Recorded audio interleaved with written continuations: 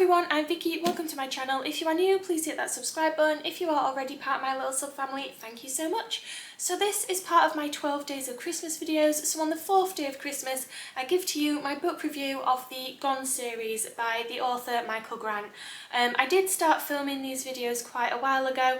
I wanted to explain each of the storyline for each of the books as I was reading them so that I didn't forget any details. So I will send you to past Vicky, where she will begin with the very first book, Gone. So Gone is the very first book of the series. Again, Michael Grant is the author of these books and they are just incredible. It's like teen fiction. I just love it. Straight away the action starts. So everybody over the age of 14 just disappears, and the kids suddenly realise that there are no adults left and that there is a barrier around their town. So then they start calling it the phase. They don't know really what's happening, but they call it the phase, an abbreviation for the Fallout Alley Youth Zone, and things are starting to happen.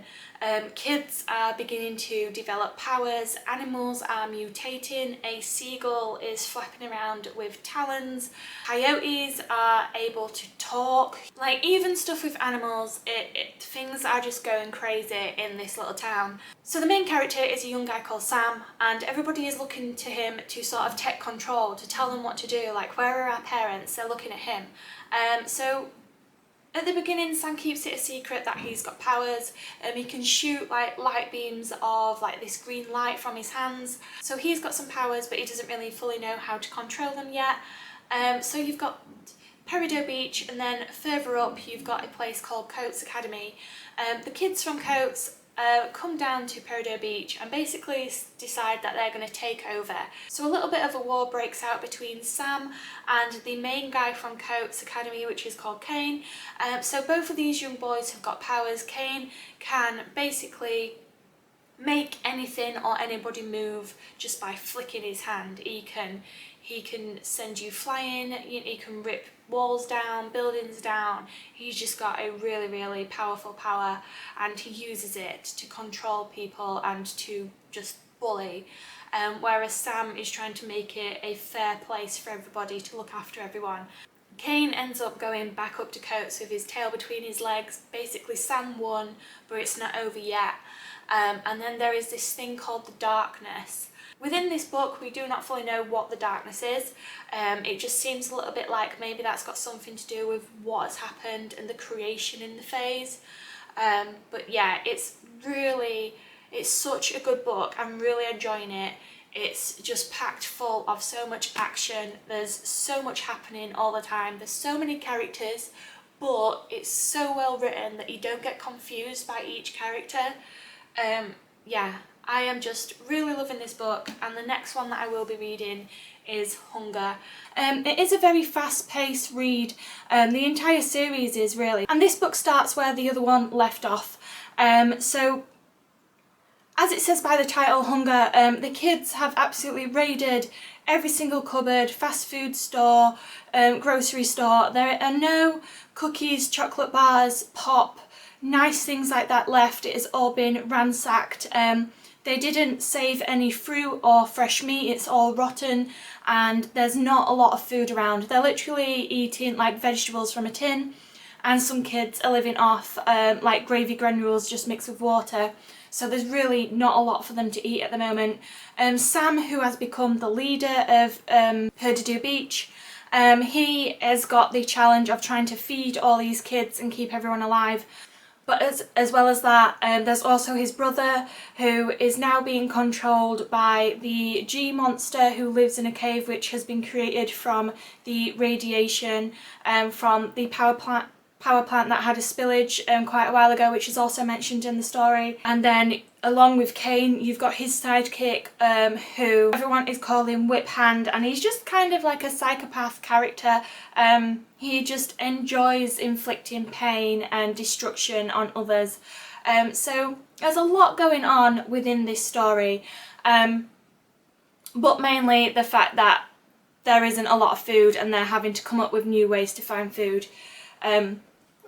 There is a lot of characters within this book as well, so you really have to be focused when you're reading it, and each character has got like a different skill or a different power that they bring to the story. But due to it being so fast paced, I've just really enjoyed reading it. Every single time I've got to the end of the chapter, I've wanted to continue reading. Kane has managed to get control of the power plant. He's managed to get some uranium and he has delivered it to the G-Monster, and this is going to help the G-Monster to create itself like a human form for it to be able to leave the cave.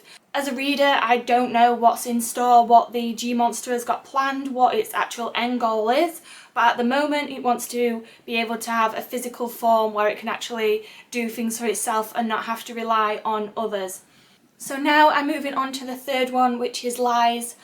I am still very much enjoying these books by Michael Grant. So this was the third book and it's a 6-part series, so I've still got Plague, Fear and Light to read.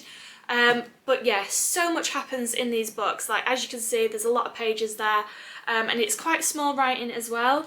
But yeah, I'm just really into it. It's so fast paced, which I love. There's so many characters, but it's so easy to follow the storyline, even if you haven't read the other 2 books prior to this one. So with Lies, Drake is back, he's still alive. There is a bit of a twist with that as well. But there was a character called Orsay, and she could get into people's dreams, like that was her power. So while people were sleeping, she could stand next to them and then enter their dreams and see what was going on, like reveal their secrets and all that stuff. So Orsay is being given this name of the prophetess. Like, she is able to get into the dreams of the adults who are outside the phase, outside of this dome shield that's been created, and then she is telling all the children what their parents actually think. Now, Orsay is being led around by this girl called Nereza, and nobody knows of her, nobody remembers Nereza before the start of the phase. Nobody can place her, she just suddenly appeared. So it's whether or not Orsay is telling the truth or whether it's all just an illusion. So that is what the Lies is. And then Astrid, who is one of the main characters from the very first book, she is telling people that it's all a lie, not to believe her because she's very religious. It doesn't fall into her beliefs. So yeah, there's a lot of people saying a lot of stuff. So that is the main thing that happens in this book. But it's all leading up to a bigger something. It's such a violent and gruesome book, it really is. The kids carry knives, guns, whatever weapon they can find. Children are drinking alcohol, they have found drugs. Like, there's no adults to stop any of this from happening. It's a very weird book, and it just makes me wonder how Michael Grant, the author, just came up with all of this in his own mind. But I'm still very much hooked and wondering how they are ever going to get out of this that is happening to them. I've already started reading the 4th book, which is Plague. So basically there is a virus going around. It's like a cold, a little bit similar to COVID, I would say, but much more powerful and deadly and contagious than even what COVID was. So the kids are passing it around left, right and centre, and the children that do have this virus, it is so powerful that they're literally coughing up parts of their lung, and once it gets to a certain stage, they end up doing the most horrendous, violent cough that the power from it literally throws them backwards, and they end up snapping their own spine and neck, and yeah, just end up dying from it in the most horrendous kind of way. This book is very gruesome. Like, these series of books are very gruesome. I know I keep saying that, but they really are. And the other thing that is happening is the G-Monster has created some insects. Now, these insects are just growing at a rapid rate. Like, they started off at normal bug size, and they would bury themselves into someone and eat them from inside out. But now they are so big that they are the size of like a Shetland pony. They are huge, and the G-Monster controls them, and he has sent them towards all of the kids to basically destroy every child within their wake. They come very close to total disaster, but one of the characters, Little Pete, he's by far one of the strongest characters within this storyline. He ends up saving the day, and the virus just kind of comes to a natural end.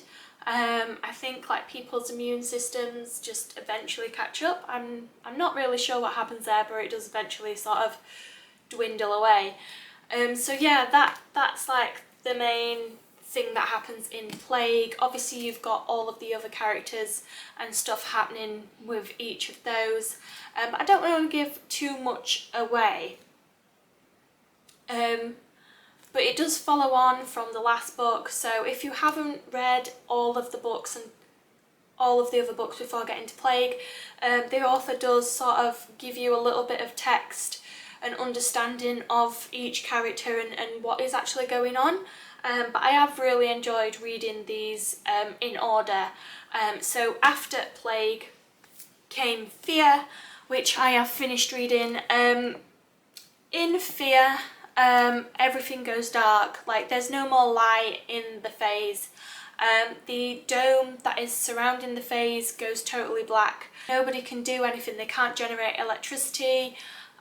So yeah, it creates fear, panic, and just a mess in the whole system that they've managed to create. Within this storyline, the G-Monster actually gets hold of a human body and takes over that form, so then it is able to move around freely. It's not having to control other people to do its bidding. It can now do its own bidding and kind of target who it wants to target. So that also is creating a lot of fear within the phase. People don't know the G-Monster's powers. As a reader, I don't know what its full powers are, what its limitations are. Yeah, you can feel that within the storyline. It's coming to a climax, like things are building up, and hopefully we will find out all the bits and pieces that are missing. Like we still don't understand, like as a reader I still don't understand how the G-Monster was created. It said it was like from a meteorite from another planet, and it came crashing down. It mixed with like the uranium from a power plant and human DNA. But yeah, I feel as if there's a little bit more to find out about that. And like two of the main characters, Sam and his brother Kane, I don't know how much I've told you, like doing it in this order, like I can't remember what details I have actually said and what I've missed out. But yeah, Kane and Sam are brothers, but then they were like twins, but they weren't identical twins. But again, like there's more information there that I'm missing. I don't know the full extent of what happened there, and their mother, so there's that kind of story to come out eventually. I feel as if this book was just gathering the momentum for the next book, and the next book is Light, and this is the final book within the Gone series. So I've finally read the final book of the Gone series, which is Light. It did have all the answers to my questions that I had from Fear. I did find out more about the G-Monster and why it was just so determined to extinct the human race, and also the relationship between Kane and Sam. I found out about them being brothers and what had gone on there with their mother and why she kept one but got rid of the other. Yeah, so everything did kind of get answered. Although I've read these series of books once before, I had totally forgotten what actually happens in them, and the ending came as a bit of a surprise for me. Like I don't know, I just couldn't foresee what was going to happen. I just had no idea how they were actually going to escape the phase, get out of it alive.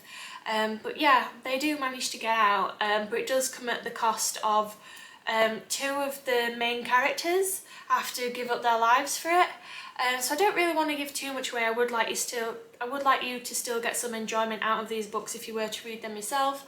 I've thoroughly enjoyed reading this Gone series. If I didn't enjoy it the first time around, I wouldn't have picked it up again. So yeah, I'm really pleased I invested my time in this. It's taken me a long time to read all of the books because I'm not the fastest reader.